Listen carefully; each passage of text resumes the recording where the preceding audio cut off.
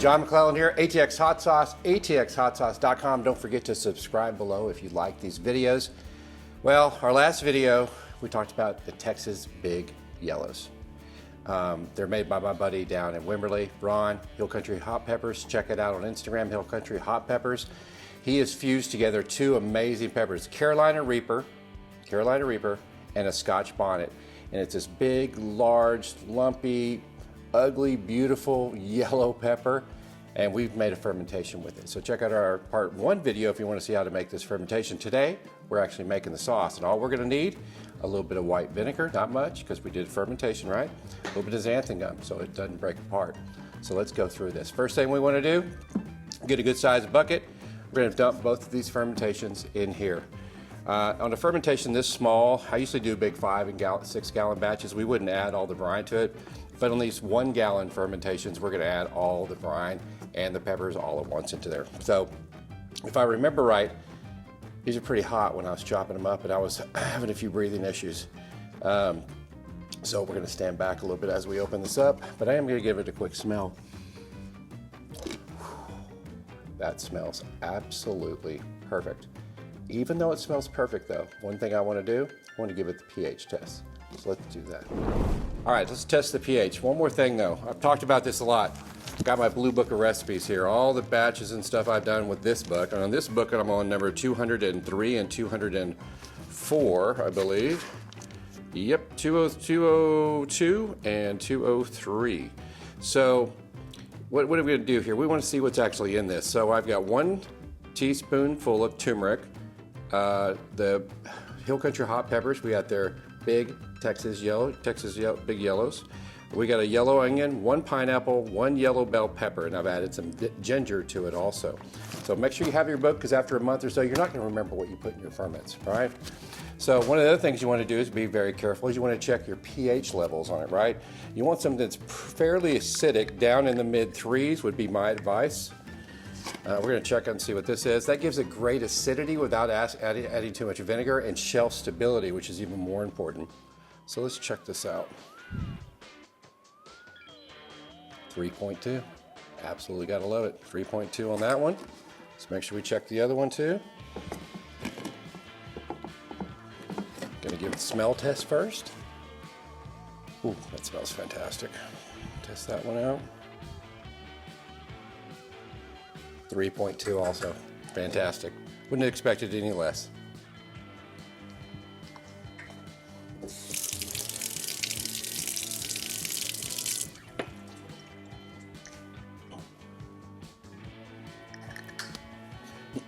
Now when it comes to pH meters, I recommend a little kit like that. Has some solutions, you can test it, and you need to recalibrate it as often as possible.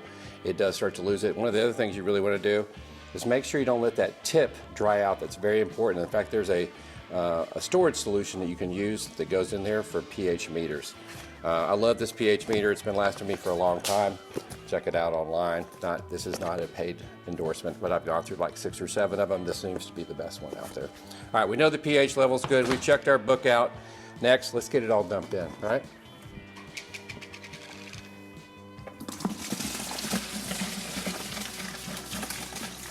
There's that pineapple, that yellow bell pepper, the ginger, and all those sweet, sweet peppers. Ooh, look at that down there. That's all that lactobacillus, the dead bacteria sitting on the bottom, soaking up all that. There's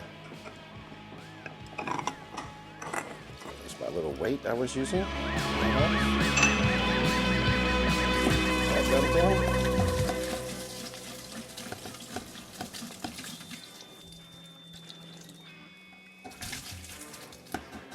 Okay.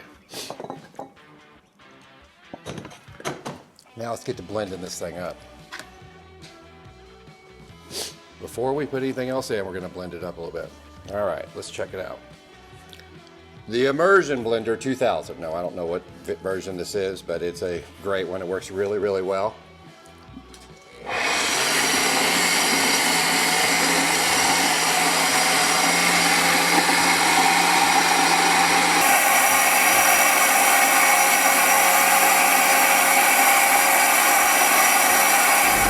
All right, you always got to taste your hot sauce, right? Let's get a spoon and taste it.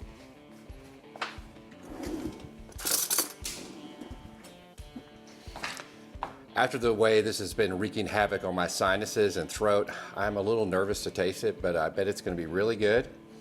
We also want to see how much acidity extra we want to add in with the vinegar, but I have a feeling this might be a little painful.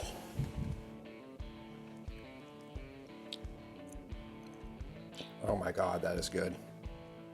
The turmeric and the ginger really stand out. So does the pineapple.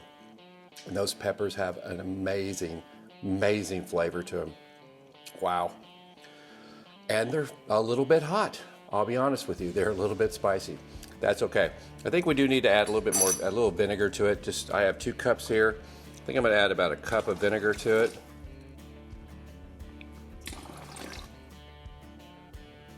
That's probably about all it's gonna need. And we're gonna add some xanthan gum in here too. I think it makes it a little bit more supple sauce, right? A little more velvety, and keeps everything from settling as much as it already will. So we're gonna put, these are 1/3 teaspoons. So that's 1 teaspoon. Then I'm gonna blend it up and then I'm gonna add it back in. You don't wanna add all the xanthan gum in at one time.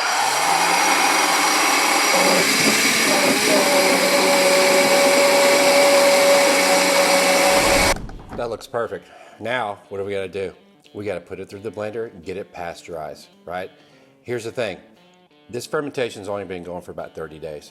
If you bottle this without pasteurizing, heating it up to a level that's gonna kill all the bacteria in it, those bottles will probably explode. You're gonna put the bottle caps on, put the foil on, put it in the cabinet, it's gonna come out, open it up, it's gonna explode in the ceiling. Or you're just gonna walk in your cabinet one day, it's gonna be like a hot sauce bomb went off in your cabinet. Trust me, see my stains, you don't want that. And now an important word from food and safety. Make sure you sanitize everything. I've used Star San on all my equipment as we've been doing this today. It's very, very, very important when you're bottling to make sure that everything is sanitized. Your blenders, to your buckets, the scoop you pull it out with, especially the bottles and the bottle caps when you're capping it up. Make sure you sanitize. Also, I highly recommend the Vitamix blender. Not a paid advertisement here. I've paid for everyone on my own. They blend very, very well, no pulp left over, and my favorite part, they actually pasteurize at the same time that they're blending. So let's see how that works. By the way, the color on this hot sauce is absolutely amazing. Can't wait to see what it looks like in the bottle. One of the things I've noticed too is from the immersion blender to the blender and pasteurization itself, it actually changes colors again. So it's going to be interesting to see on this experiment that we've been doing here, where the actual product will be. So remember, when you're doing your Vitamix and you're doing the pasteurization, you got to put it on the highest level, which is typically 10 for that.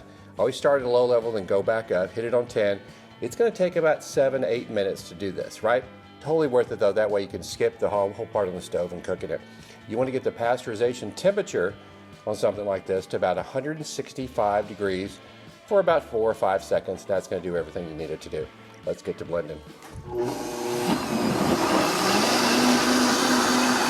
Got this here at 165 degrees. Absolute perfection. Let's take that lid off. Be very careful, it can be hot. You probably noticed a new piece of equipment here too. This is one of our bottlers that we use for all of our bottling. It does about 5 to 8 bottles per minute. Really helps out. Funnels are great. But funnels do not make 200, 300 hot sauce bottles in a couple hours. This one does. So what we're gonna do is gonna pour this right in here. Put the lid on. And yes, I've sanitized this too. And fill it back up and do it again. Luckily for me, I have a bunch of these blenders when we're making hot sauce. One day I'll be able to afford the Big Mac Daddies. But right now, it's me and a bunch of Vitamix.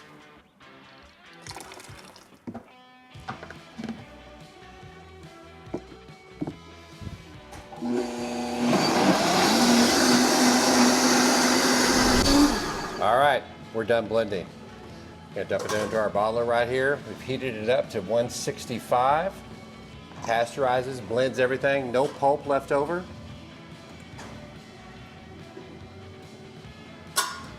It's gonna make it, it's gonna be beautiful. So let's get to bottling right now and putting the foil wraps on too. I got a couple of hints for that. All right, let me show you how I bottle everything. Got this great bottling machine. Got a couple of them at the kitchen, our commercial kitchen we make all of our hot sauces in. Very inexpensive, very versatile. You can find it on Amazon, other places on the web too.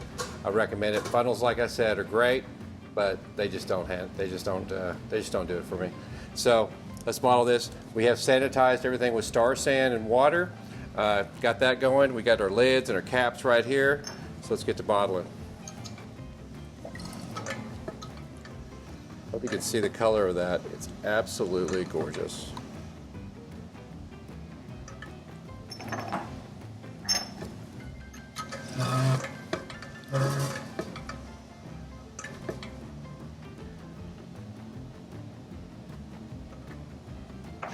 Now this is obviously going to make more than 9 bottles. Probably going to make about 50 bottles doing a 2-gallon batch. But just for expedience, I'm going to show you what we do after this.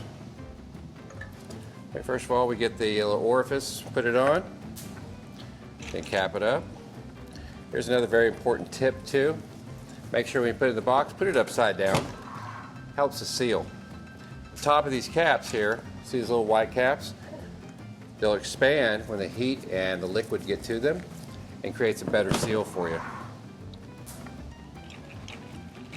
One day I'll actually have a full bottler that does all this for me. But right now, I gotta do with what I got.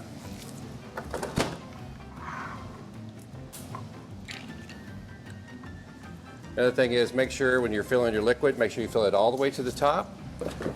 One of the things that happens is when it cools down, remember it's hot liquid right now, when that liquid cools down, it's going to create a big air pocket in here. And you definitely don't want to have that after you have your labels and everything else on there. You want to make sure everybody gets their full portion. Once you got them bottled, get them flipped over for at least 15 minutes. You can take them out of the box. Then you want to get some of this foil right here. Put it on every little bottle cap here. Make sure you don't put 2 on there. It can cause a little bit of a problem. There's 2 there. Those are all good, good, good. Then you got a heat gun. Want to heat that up. I put it on the full setting. I got a little trick for you. Make sure you heat it up pretty good.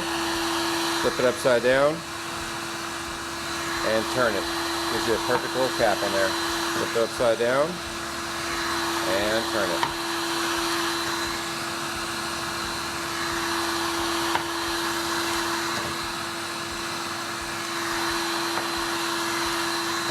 Keeps the top of it from coming up. With a perfect little foil seal on it.